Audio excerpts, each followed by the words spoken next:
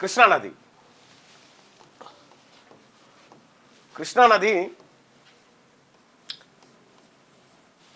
కృష్ణానది నీకు మహారాష్ట్రలో పుడుతుంది.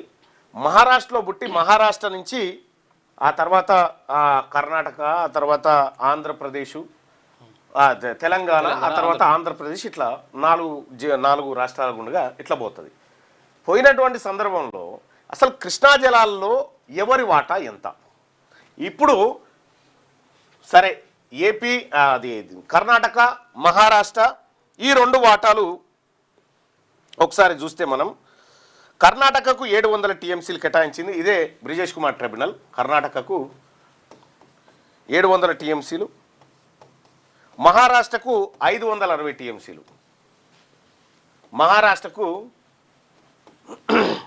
560 టీఎంసీలు. ఇక ఉమ్మడి ఏపీకి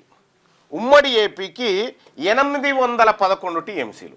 ఉమ్మడి ఏపీ అంటే అప్పుడు తెలంగాణ ఆంధ్రప్రదేశ్ కలిపి ఉమ్మడి ఏపీకి 811 టీఎంసీలు కేటాయించారు.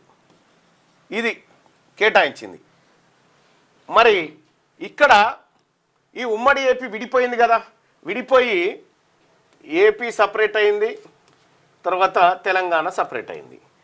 మరి ఈ కృష్ణానది ఎక్కడ ఎంత వారుతుంది అనంటే మన తెలంగాణ భూములలో 69% భూములను 69% పరివాహక ప్రాంతం తెలంగాణలో ఉంటుంది.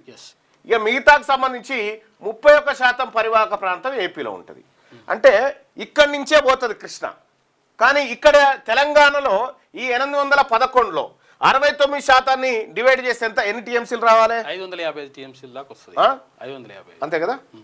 మనకు వాస్తవానికి రావాల్సింది ఎంత? 555 టీఎంసీలు రావాలి.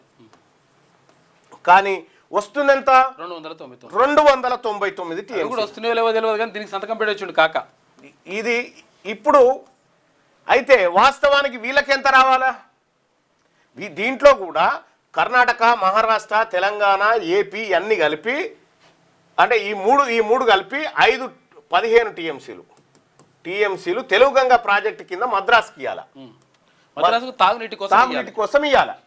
అయితే పోతిరెడ్డిపాడు నుంచి తీసుకపోయి ఇవ్వాలి. కానీ ఇక్కడ జరిగిన మోసం ఏంటంటే ఇప్పుడు రేవంత్ రెడ్డి గారు చెప్తా ఉన్నారు కదా, ఈ ప్రాజెక్టులన్నింటినీ మేము ఇట్లా చేస్తాం అట్లా చేస్తాం.